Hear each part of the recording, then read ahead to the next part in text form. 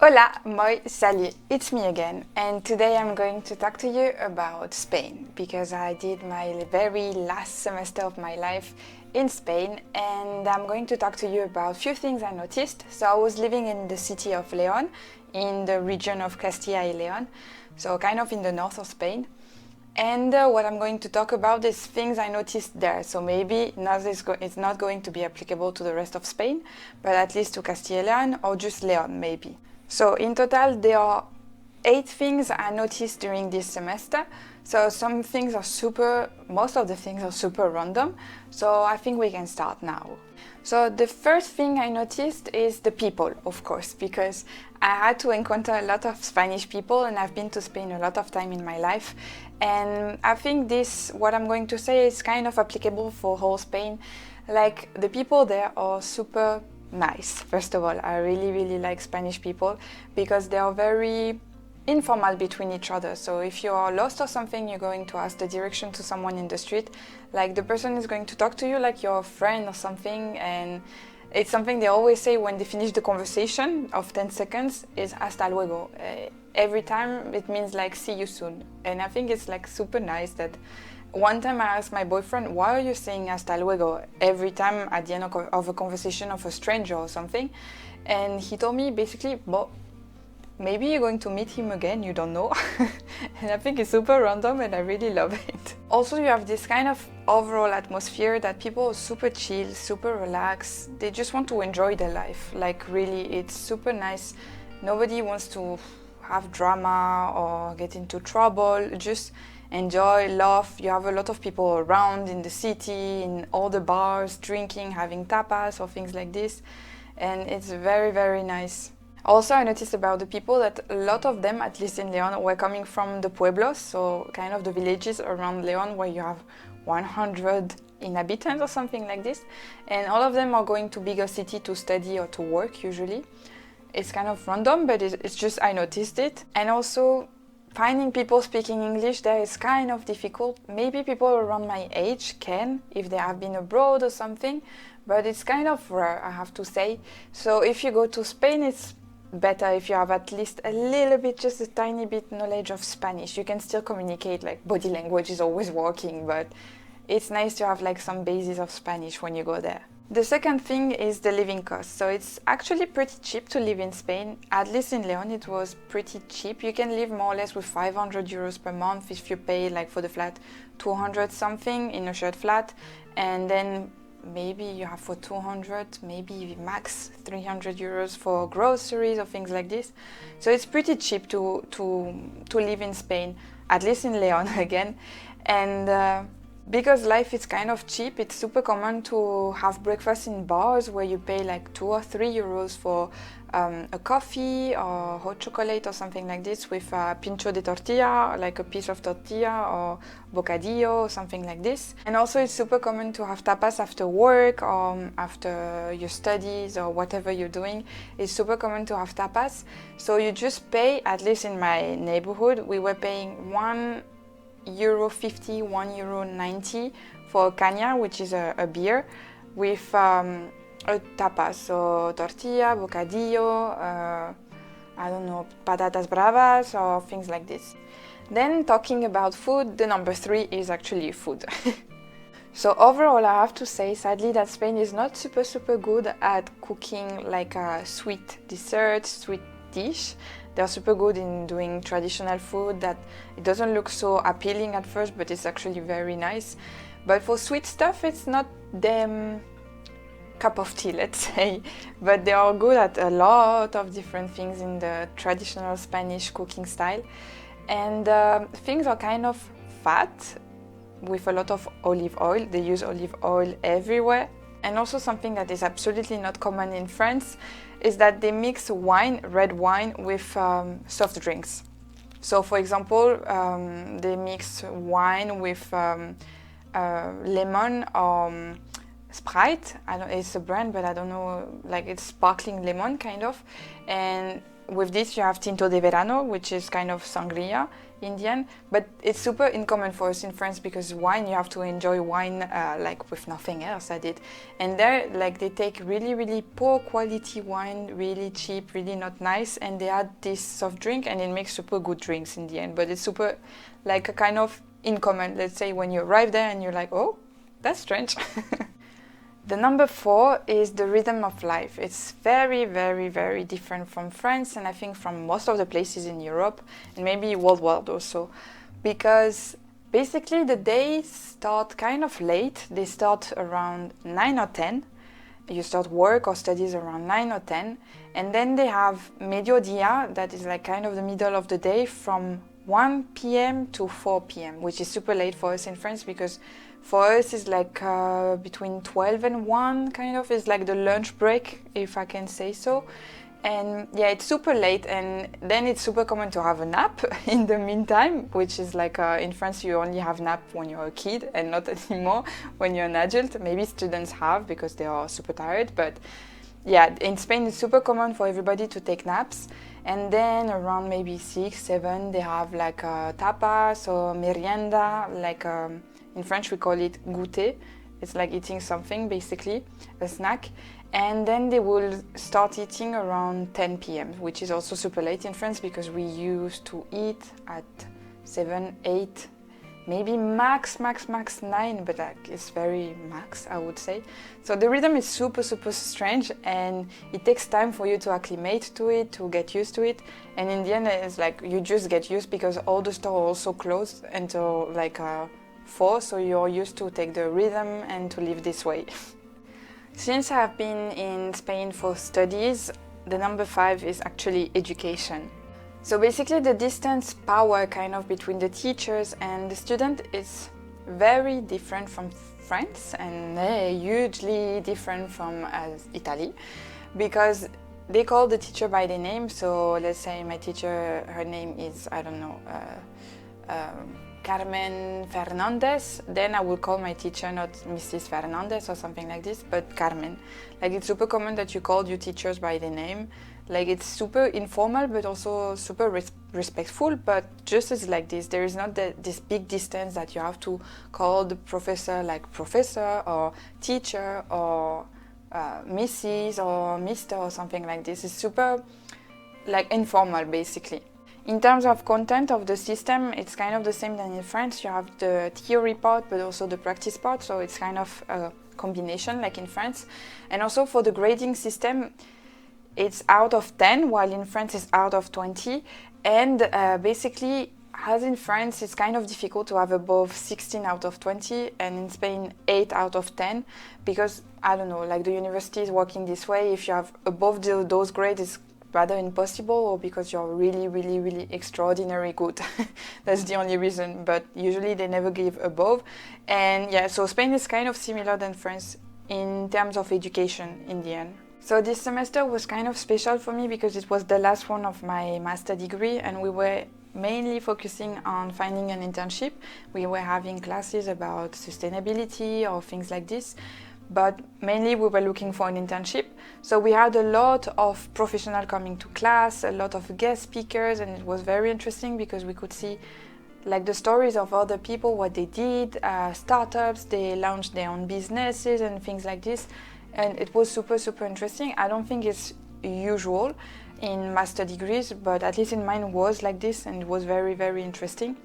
And also for the work-life balance, it was super nice in the way that in the schedule, they actually plan time slot for you to work on group project. So you don't have to work actually after you're done with the day at school, and you don't have to work neither during the weekends. So it's very, very respectful of your privacy, kind of your personal life. And this is why I could have traveled so much during this semester or do things so much or enjoy so much, because actually I could have a personal life kind of. The number 6 is something that is super important for me, is the safety, because in all the countries I've been, for me it's very, very important that I feel comfortable where I am. And so far I always feel super comfortable, I think, in most of the country I've been, except maybe Germany sometimes. But in Spain, I have to say I was feeling kind of super comfortable in León, at least. Like the city is not a big city, so you feel really comfortable, and I was walking alone by night. I was going, like, doing my life basically alone, and I never felt like uncomfortable or feeling unsafe or something like this. And I think that overall in Castilla y León I felt like this every places I've been to. The only thing that I noticed was that every time I was in the street walking or whatever, I could really feel like people were looking at me. And I talked about it with my friend from my master degree that were non-Spanish people. And one of my Italian friends told me that she felt exactly the same way, that she didn't know why, because she was dressing completely normally, but she felt also the way that people were looking at her for some reason. And then I talked about it with my boyfriend, who is Spanish from León, and he told us, yeah, it's not intentional, it's just that we can actually spot that you're not Spanish, so people are looking at you unconsciously and just out of curiosity, because León is not a big city, so I think that's why they can feel that you're not from here, and as soon as you start talking in Spanish or in English, I mean, they can spot you're not from here at all. So yeah, it's not making you feel uncomfortable or whatever, it's just that you can feel sometimes people looking at you and you're like, why? I didn't do anything, why are you looking at me? But it's okay, it's completely okay. Then during this semester I've been to Barcelona and Madrid, and I think this feeling of safety is kind of different because they are way bigger cities, and I mean, you always have to be careful in big cities because, I mean, there are pickpockets or things like this, so always be careful with your bag, with your phone, your personal items and so on. But overall, if you don't go in the bad neighborhoods in those big cities, it's kind of okay. I mean, I never felt really insecure at all there. So just sometimes where there were crowded places, because I'm kind of agoraphobe, I think it's in English the same way than in French, but I'm kind of like this, so I'm kind of feeling uncomfortable in crowded places with a lot of people around me. Like I don't like too much, it's not my cup of tea, but yeah, I mean, overall I feel safe in Spain. I think it's rather a safe country. The number 7 is kind of random, it's the geography. So basically I noticed that in Castilla y León, like around León, you have a lot of pueblos, and as I said earlier, a lot of people are coming from those pueblos to come to the university in León or things like this.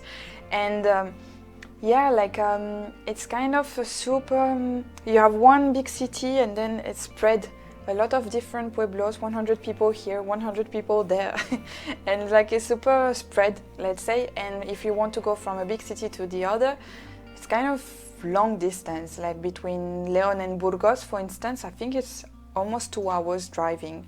So it's kind of far away from each other. But Spain overall is kind of big country, so that explains why it's so spread across the country. And you really have nature like everywhere, at least in Castilla y León again, because the border were closed during this semester due to COVID, so I could only travel in Castilla y León, and that's why I'm talking early about this region also. But also you have nature everywhere, so when you take the car and you leave León, it's directly just mountains, and you have like kind of these windows screen that you can see everywhere, you know, like the blue sky with the green hill. It's kind of like this everywhere in Castilla y León, but I think in summer it's like kind of super dry, but during the season I was there, it was super green everywhere. So yeah, I mean, it's rather empty, let's say, between cities, and then you have some bigger cities. But overall in the region of Castilla y León, you have very different landscapes. You have mountains, Pic de Europa, I think it's in Castilla y León. You have really valley with nothing. You have lakes some places. You have like Las Medulas, that are mountains, range mountains, where there were like people looking for gold in old time. Like it's very different. And overall it's like this in Spain. Spain is very different from the north to the south, from the east to the west. It's very different region. So I would really recommend you to travel in Spain and in different places, because like Andalusia is completely different from Castilla y León or Galicia or things like this. So it's super nice because you have very various different landscapes in Spain. And finally, the number 8 is just a gathering of all the random stuff I noticed. So I have a list, and the first thing I noticed is really the first thing I noticed when I arrived in León, even this summer. And it's the fact that you have balconies in the flats and everything, and people are always turning them into veranda. And I don't understand so much why. I know Castilla y León, and León especially, is kind of one of the coldest cities in Spain, but all the balconies are turned into veranda. It's super random, I know. Then another thing that I noticed is the fact that in the flat, you know, when someone rings the bell downstairs, usually in the flat you have like a phone to answer and to open the door from your flat. And usually in France, this phone is always next to the entrance door. So in your flat, you have your door, and you have this phone. If someone's calling, trying to enter, you can open. But in León, in all the flats I've been to, always this phone is in the kitchen. And the kitchen is a room apart, so it's super not convenient in my opinion, because when someone is ringing, instead of going to the entrance door, open and wait to make the person enter in the flat when the person comes upstairs, no, you have to go to the kitchen to open in the kitchen and then go back to the entrance, because the kitchen is never in the entrance. So super random, I know. Then something again random are the pillows. The thing is that in Spain you don't have like the square pillow. In France and Germany we have a square pillow. In Italy it's rectangular, but in Spain it's like the pillow is doing the size of the bed. So if your bed is like 140, you have a pillow that is 140. And so if you sleep with someone, like you just share the same pillow, and it's like you know, like really this size and super long. So it's kind of random again, but it's something you're kind of surprised, because I know all my Italian friends, when they arrive with the pillowcase, they were like, what the hell is that? Because they were not used to have pillows so long. I mean, I can understand if you have a square or rectangular, it doesn't fit at all. And then something else is about the sunlight. So for my part, I haven't noticed it so much or appreciate it so much. But the thing is that my boyfriend, that is from Spain, used to complain a lot every time we went to another country about the sunlight, because for example in Germany the sunlight is way less than in Spain. He was always saying, look how sunny it is, look it's so nice, how sunlight and everything. And my flat was kind of super dark, so he was complaining a lot about this. So yeah, it's true that in Spain you have a lot of sunlight. I think it's kind of the same in south of France, maybe a bit more in Spain, but for me it was kind of similar. But that's true that if you compare to Italy, for instance, or Germany or Finland even, it's nothing, you can't compare. Like they don't have as much sunlight as Spain, that's for sure. And lastly, it's something I already mentioned, is that León is one of the coldest cities in Spain. So actually, when I say I've been to Spain, people are thinking, yeah, super good, sunlight, good weather, super hot. And no, León is one of the coldest cities, with Burgos, like it's in the top 5 cities that are super cold in Spain. And yeah, so León is not like the typical Spanish city you have in mind, with like a seaside. There is no seaside. With sun, there is sun, but there is also rain, snow, wind, and things like this. So yeah, just some random stuff I noticed. So to conclude, basically it has been a super good experience being in Spain for 1 semester to study. I have been to Spain a lot of time in my life, like once a year I think. I've always been to Spain because I'm living in Montpellier, so it's super close to the border, and I used to go with my family, and yes, because we have roots there and everything. So it's super nice country in my opinion. So I'm kind of biased maybe, but it's like my opinion. The whole video is about my opinion, so of course people may not share my opinion at all, which is completely normal. But yeah, I really enjoy my time there, and I think later I will end up living in Spain, maybe not in León, but I think somewhere in Spain, because I really like the culture, I really like everything, like the people, the atmosphere, the weather, like everything about this country I like. Basically, to sum up, I just liked it. So it's a place I really recommend you to go for holidays, or I don't know, if you want to study, do Erasmus and everything. It's super nice place, that's for sure. And I think everybody kind of knows about it. It's not like a shocking news I'm giving, but yeah, I really enjoy it, and I think that's it for this video. So this adventure in Spain has been super nice. I really enjoyed it, but sadly it had to come to an end because I'm done with my studies. Yeah, 5 years studies are done now. I have my master's degree. I mean, not yet, but soon. And now I'm starting something new. Actually, at the moment I'm in Reykjavik in Iceland. So yeah, I'm starting a new job, so it's something super new, very different from Spain. But you never know what's going to happen, if I'm going to stay here for a longer time than planned, or if I'm going to go back to Spain, or you never know. So the life is full of surprises and adventures.